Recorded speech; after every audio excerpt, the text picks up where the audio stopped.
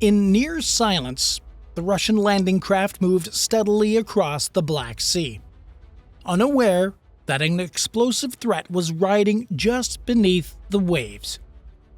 It was June 24, 2025, and Ukraine was moments away from tearing another hole in Russia's Black Sea fleet.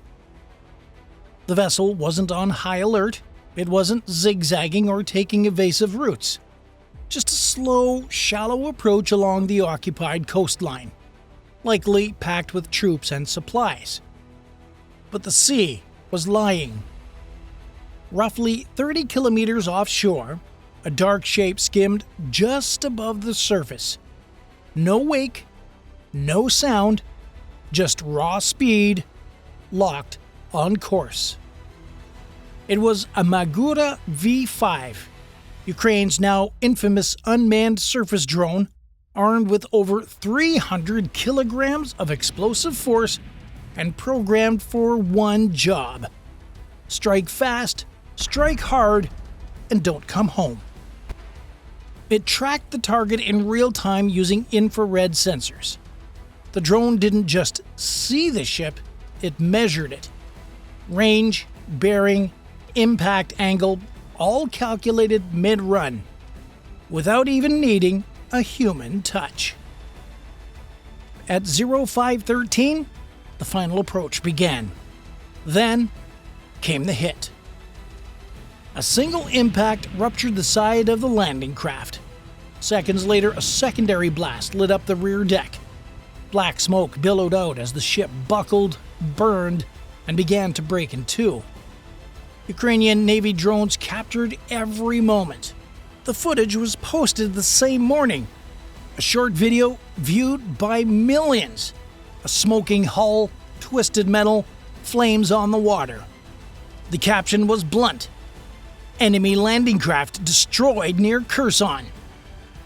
But this wasn't just another drone strike. This hit tells us three things: how Ukraine now dominates large parts of the Black Sea without surface ships, how vulnerable Russian vessels have become, and why Russia's old naval playbook no longer works. The exact moment of detection is still classified, but what we do know is this: the Magura V5 had already locked on to the Russian vessel long before impact. It wasn't reacting, it was waiting, lurking just outside visual range, hidden by sea clutter and the horizon, cruising at high speed and hugging the waterline. The approach was deliberate. The drone used a low-profile hull and composite materials to stay invisible to radar. Its onboard navigation adjusted course constantly based on satellite feedback and passive sensors. No active emissions, no chance of early warning. By the time it was within 2 kilometers, it had shifted from stealth mode to final run. Observers say that the drone closed in at around 70 knots. That's over 130 kilometers per hour. At that speed, it can cover the last mile in less than 30 seconds. Video from a Ukrainian drone circling overhead captured the entire sequence. The landing craft continues forward, unaware. The Magura appears only for a split second before impact. Then, flash, explosion, chaos. The strike hit low, slightly aft of center. That position matters. It's where troop compartments often sit. If there were soldiers on board, they wouldn't have stood a chance. The detonation created a pressure wave that tore through the hull plating.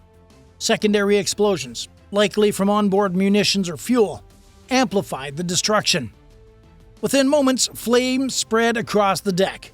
You can see life rings and debris scattered across the water as the vessel starts listing hard to port. And then, it just stops moving. No counterfire, no distress flares, just black smoke curling upwards into the morning air. Ukrainian operators confirmed the kill minutes later through encrypted comms. The Magura drone, as expected, was lost in the blast. And that's the point. It's a one-way mission, and it delivered. Vice Admiral Oleksiy Nizhpapa, commander of the Ukrainian Navy, made the strike public later that day with a short but clear message. We destroyed another Black Sea Fleet landing craft moving along the western shore of the Kherson region. I thank our naval sailors for a job well done. Together to victory. It wasn't just a tactical win. It was a signal. This wasn't the first Russian vessel hit by a sea drone, but it was the cleanest, and Russia had no idea it was coming. This wasn't a cruiser or a guided missile frigate. It was a landing craft, smaller, lighter, but still dangerous. These vessels are designed to move troops, armored vehicles, and gear quickly from ship to shore. In theory, they don't need to fight. They're the muscle behind the front line. But in the wrong place at the wrong time, they become easy prey. Unlike warships with radar, jammers, or close-in defense weapons, this landing craft likely had no way to stop what was coming. No Sea Whiz, no counter-drone interceptors, not even a proper lookout. When the Magura V5 struck, it didn't just destroy a boat, it disrupted a mission. If troops were on board, they never reached their destination. If it was carrying supplies or mobile gear, that cargo is now on the seabed or burning with the wreckage. And one more thing, every Russian unit in the area saw the smoke column, and that right there is the kind of message that doesn't need translation. The Magura V5 isn't just a piece of tech. It's the reason Ukraine doesn't need big warships to win sea battles. Think of it like a waterborne cruise missile, roughly the size of a small speedboat. It skims just above the surface using a low-visibility hull and stealth shaping. There's no one on board, no cockpit, just electronics, sensors, and a warhead. And once it's launched, it's silent, fast, and extremely hard to stop. And the specs are no joke either. The range is up to 800 kilometers, a top speed of 70+ knots, a payload around 320 kilograms of explosives. Guidance is a mix of GPS, inertial systems, and live video feed. And communications are encrypted satellite uplink or a pre-programmed autonomous mode. It's also modular. That means that the warhead can be swapped, the sensors upgraded, and the software adjusted to fit different missions, from scouting to direct strikes. In some cases, drones like this are even configured with decoys or jammers to confuse enemy systems. But what makes the Magura V5 especially deadly is how it approaches. It doesn't fly. That means no radar cross-section in the air, no signature overhead. It blends into wave clutter. From a distance, it looks like a piece of driftwood on thermocams, until it's too close to stop. Russian ships built for open-sea combat weren't designed to spot low-profile targets coming from sea level. Their radars sweep high. Their weapons aim higher. The Magura V5 uses that blind spot to get close, and it doesn't need to survive. It just needs to detonate. And it doesn't operate alone either. Ukraine has refined tactics where multiple drones, sometimes air and sea, work together. One distracts, another finishes. The V5 is often part of that swarm. It's fast, cheap, and brutally effective. Built in secret workshops, controlled from hidden bases, launched from ports or even civilian trucks. It's everything a conventional Navy hates. Unpredictable, hard to trace, and damn near impossible to stop once it's on the move. And in this case, the Magura didn't just hit a ship. It proved once again that drones now rule these waters. Behind the joystick, or more accurately, the encrypted laptop, was Ukraine's 385th Unmanned Surface Vehicle Brigade. You probably haven't even heard of them. And that's the point. This is the world's first naval unit made entirely of drone operators.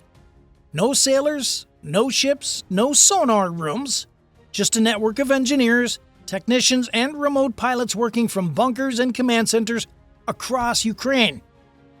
They don't need to sail into danger. They send their machines in their place.